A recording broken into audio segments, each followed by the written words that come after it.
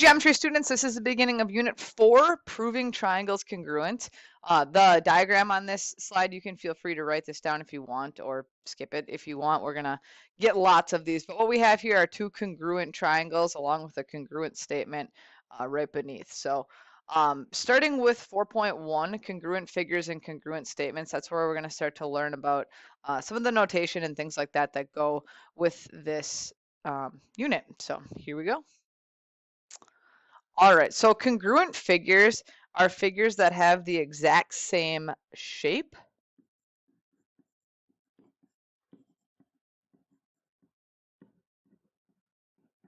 and they are also the exact same size.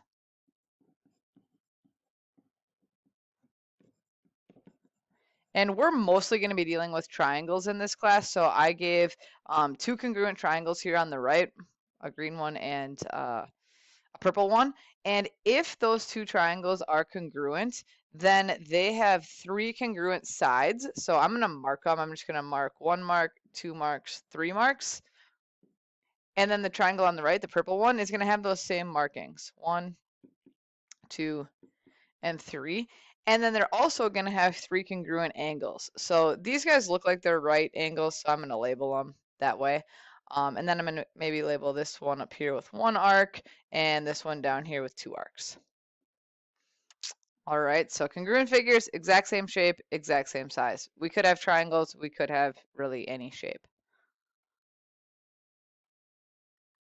All right, so congruent statements. We're going to be using congruent statements over and over and over again, so this is really important. Congruent statements show which sides and angles are congruent to each other.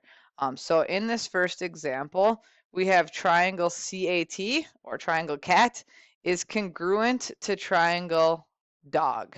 Okay, first thing I want to talk about, this little symbol right here, that's the congruent symbol. It's just an equal sign with a tilde on top. We've seen that already this year.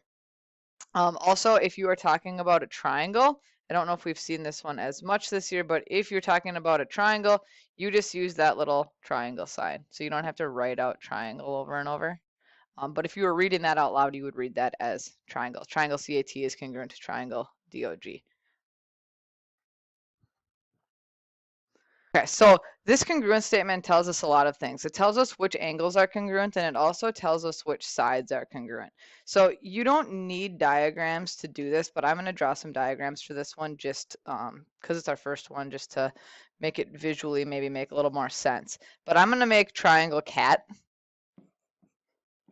and I'm going to make it look congruent to triangle dog.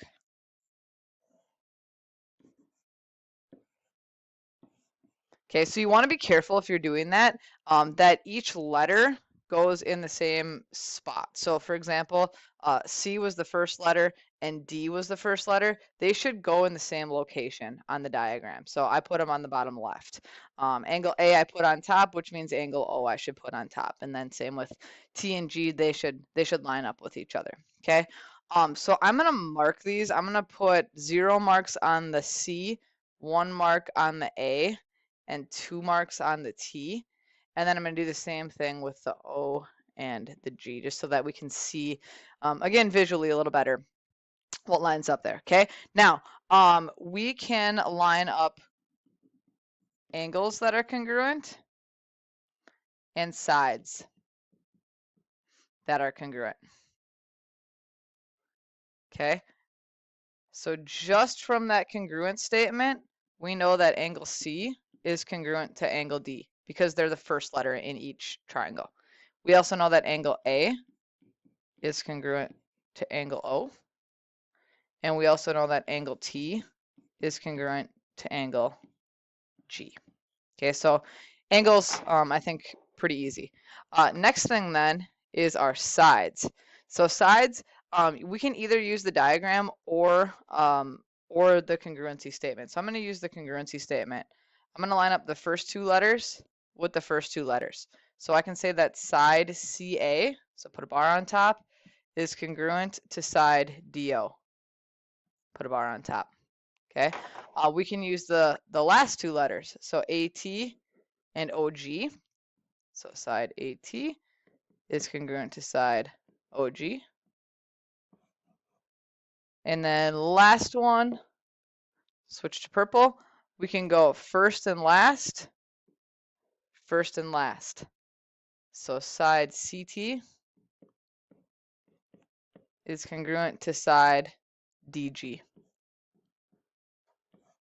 Okay, and we could see that on the diagram as well. So CT is down here and DG is down here. Maybe I'll fill these other ones in too. So what did I do? CA and DO were the green ones.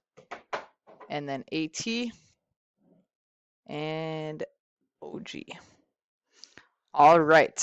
So what we just did there was we lined up corresponding parts.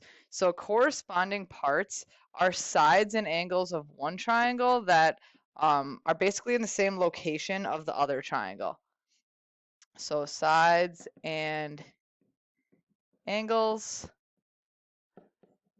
that have the same location.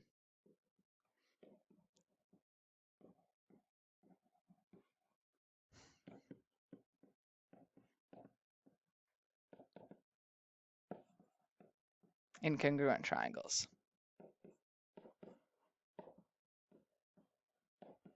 Okay, so without even using that word, without even using the word corresponding parts, we already dealt with corresponding parts in that last example. Each of those angles that were congruent in the first triangle to the second triangle are corresponding angles. Each of those sides that were congruent in the first triangle and the second triangle, those would be called corresponding sides. Okay. All right, and then jumping into an example, a second example here, we're going to write a congruent statement for the pair of triangles. So take a second to pause and get this written down, and then we're going to write a congruent statement. Okay, so when we're writing a congruent statement for triangles, it really doesn't matter which order we start with. Alphabetical order usually makes sense, but it really doesn't matter. A lot of times what I'll actually do is I'll look at the angle markings. I'll start with the least amount of markings, go to the second, and then to the third. But like I said, it really doesn't matter. So I guess I would see this triangle ACB. Okay, and it's congruent to. Now this is where you need to be careful. A had one mark. We want to line it up to the triangle on the right that has one mark, which is R. And then we did C next. C had 2 marks. So we need to find 2 marks. That's Q. And then lastly, we did B. B had 3 marks and P has 3 marks. Okay, so there are lots of correct ways to write that congruency statement, but regardless of how you write it, A and R have to be in the same location, C and Q have to be in the same location, B and P have to be in the same location because they are corresponding angles. They have to be lined up that way, otherwise you're not going to be right. So don't just randomly pick some letters and write them down. The order does matter. Okay. So in summary, congruent statements show which parts are corresponding and therefore which parts are congruent. So they're very nifty. We'll use them a lot because they tell us a lot about congruent figures and especially in this unit, congruent triangles. So that's it. Go ahead and grab the first practice and get started with that.